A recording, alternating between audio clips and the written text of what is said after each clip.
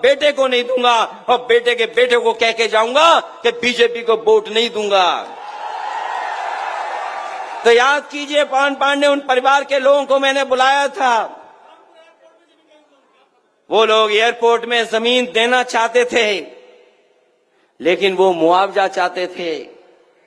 ये लोग बाजार का मुआवजा नहीं देना चाहते, किसान की जमीन छीनना चाहते हैं। हम लोग किसान के साथ खड़े थे, हम लोग गरीब के साथ खड़े थे। ये जमीनें छीनना चाहते थे, हम लोग विकास के खिलाफ नहीं थे। अयोध्या के तमाम व्यापारी जिनकी दुकानें टूट गईं, मुख्यमंत्री जी का बुलडोजर आया और बुलडोजर ने उन व्यापारियों की दुकान तोड़ दी, किसी को मुआवजा नहीं दिया। कई व्यापारी बहुत गरीब थे, रो रहे थे, पीड़ित थे, परेशान थे।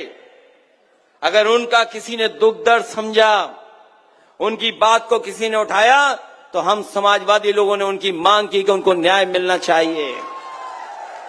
और आज भी मैं कहता हूं, हमारे लखनऊ वाले से बड़े दिल्ली वाले वाराणसी को क्यूटो बनाना चाहते थे।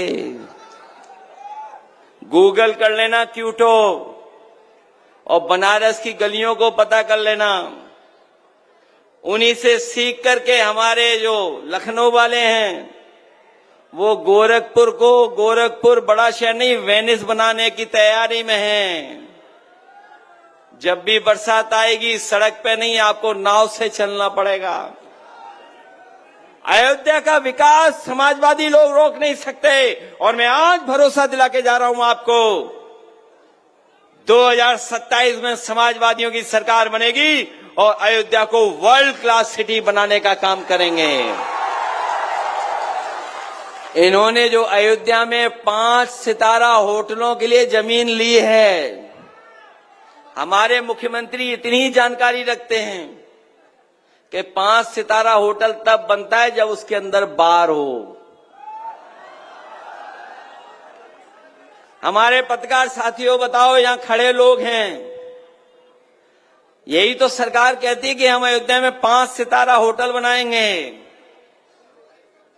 सितारे तभी होटल को मिलते हैं, स्टार तभी होटल को मिलते हैं जब उसमें अच्छी सुविधाएं होती हैं।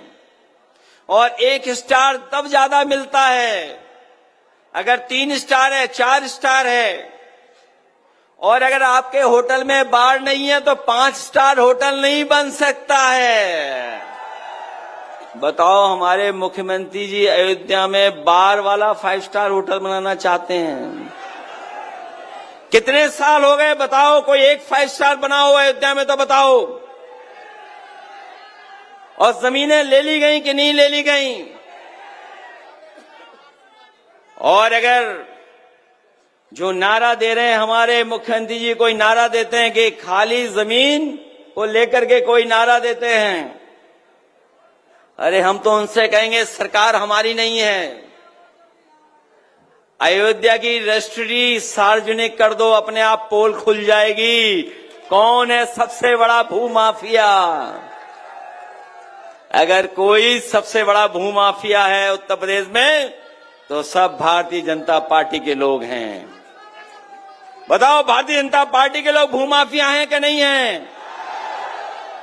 और अगर लखनऊ वालों को नहीं पता है तो जानकारी करो, रजिस्ट्री ऑफिस, एक एक रजिस्ट्री बाहर निकालो, अपने आप जानकारी हो जाएगी कौन भूमाफिया है।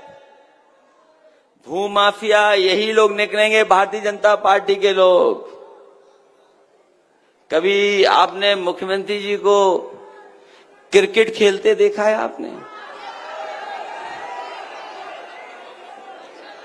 कोई स्टेडियम नहीं बना पाए क्रिकेट का। एक स्टेडियम कभी नेताजी ने अयोध्या में दिया था, वो भी अभी पूरा नहीं हो पाया। हम आपको भरोसा दिलाते हैं अपने क्रिकेट प्रेमी नौजवानों को, समाजवादी सरकार आएगी तो एकाना जैसा वर्ल्ड क्लास स्टेडियम यहां बनाने का काम करेंगे हम लोग।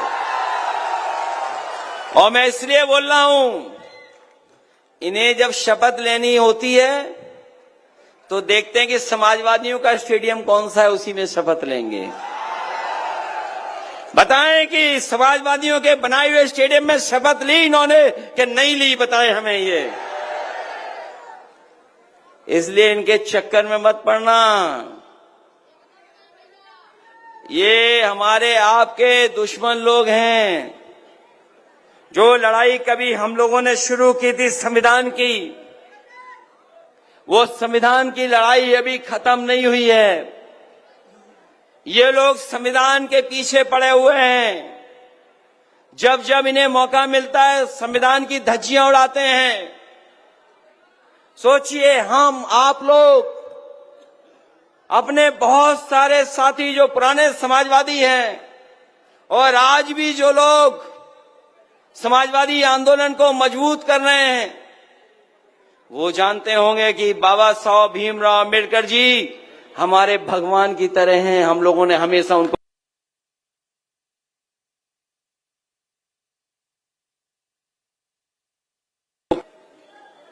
कभी सोचा आपने कि क्या कहते हैं? मैं इन बीजेपी वालों को फिर याद दिलाना चाहता हूं कि ये संविधान हमारी संजीवनी है।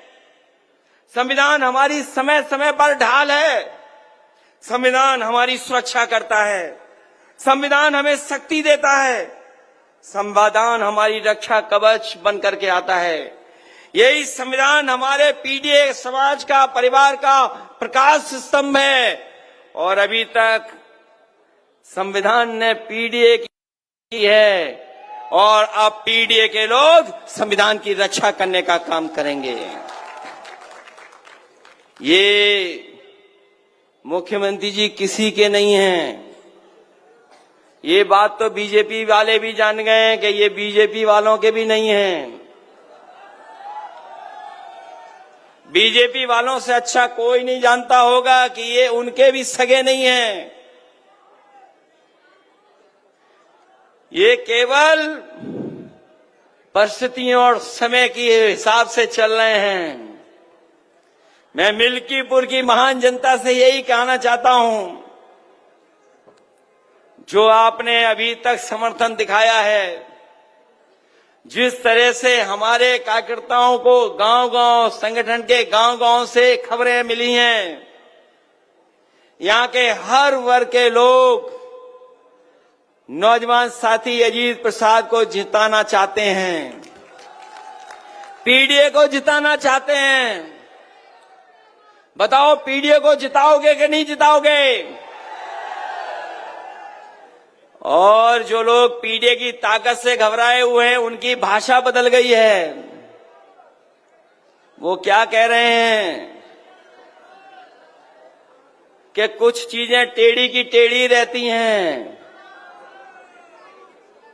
मैं जानता हूं इस बार मिल्कीपुर की जनता इतना वोट देगी कि वो सीधे हो जाएंगे इस बार। बताओ, मदद करोगे सब लोग? सहयोग मिलेगा सबका हमें। ये इकलौता चुनाव है। हमारे कार्यकर्ता और जनता घबरा तो नहीं जाएगी? अरे घबराना नहीं। इन्होंने तो 9 चुनाव में जो बेईमानी की है वो जानते होंगे आप लोग। जो उपचुनाव हुआ था, बताओ, इन्होंने पुलिस के दम पर बेईमानी की कि नहीं की? हम उन बहादुर महिलाओं को बधाई देना चाहते हैं। वो वीडियो आप सबने देखा होगा, जब एक पुलिस इंस्पेक्टर आकर के रिवॉल्वर तान दिया था उन महिलाओं के सामने, हमारी माताओं के सामने। वो माताएं घबराई नहीं। उन्होंने कहा कि हम वोट डाल करके आएंगे और समाजवादी पार्टी को जिता करके आएंगे। वो हमारी